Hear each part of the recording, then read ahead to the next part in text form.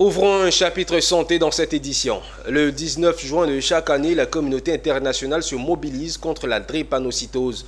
En Côte d'Ivoire, cette journée internationale de lutte a été marquée par des activités de formation, de sensibilisation, de dépistage et de don de sang.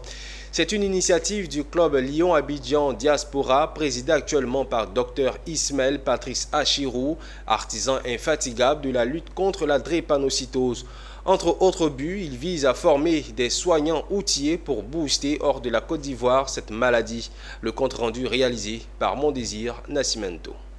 Au centre de toutes les attentions médicales ce 19 juin 2024, la journée mondiale de la lutte contre la drépanocytose. Elle est une maladie héréditaire du sang provoquant l'arrêt de la circulation dans les capillaires due à une anomalie de l'hémoglobine. À Abidjan, plusieurs activités s'inscrivent dans le combat, mais celle qui attire l'attention particulière s'est déroulée à l'INFAS, Institut national de formation des agents de la santé. Face à la mauvaise prise en charge des drépanocytaires, Dr Ismaël Patrice Achirou refuse d'abandonner les patients au trésor de la mort à travers d'importantes activités, accompagnées notamment par la LONASI, l'INFAS, GDédition et le Centre national de transfusion sanguine. Dr Ismaël Patrice Achirou, président du Lions Club Abidjan Diaspora, a initié une séance de formation, de sensibilisation, dépistage et don de sang.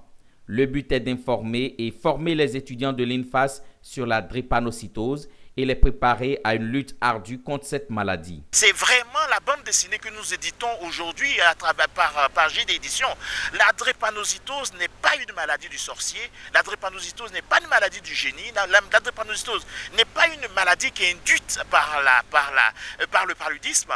La drépanocytose est une maladie génétique, d'accord? C'est une maladie qui est récessive, qui est transmise et par le père et par la mère. Ce n'est pas la maladie induite par la femme, d'accord? C'est une maladie génétique et récessive et pour laquelle il faut que le père transmette le gène à l'enfant et que la mère aussi transmette.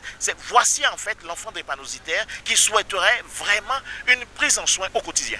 Cette lutte contre la drépanocytose est soutenue par plusieurs entités, notamment la fondation de la LONASI et le Lions Club Abidjan Iroko, qui veulent aussi voir la drépanocytose hors de la Côte d'Ivoire. On dirait pourquoi la drépanocytose, parce que les gens savent que parmi les 5 causes sur lesquelles interviennent généralement les lions, ne se trouve pas la drépanocytose. Mais il faut savoir qu'en fonction des continents, il y a des causes aussi qui sont importantes pour les lions.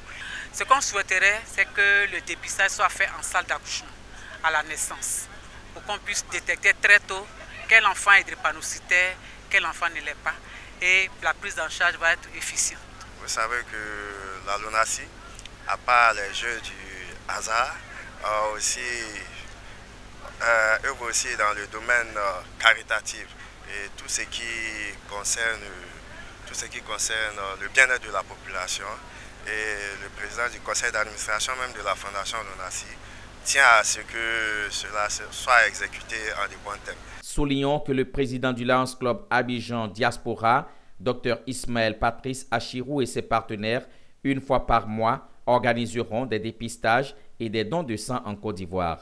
L'autre vœu porté par cet acteur de la santé publique est de favoriser un projet de loi en faveur des drépanocytaires.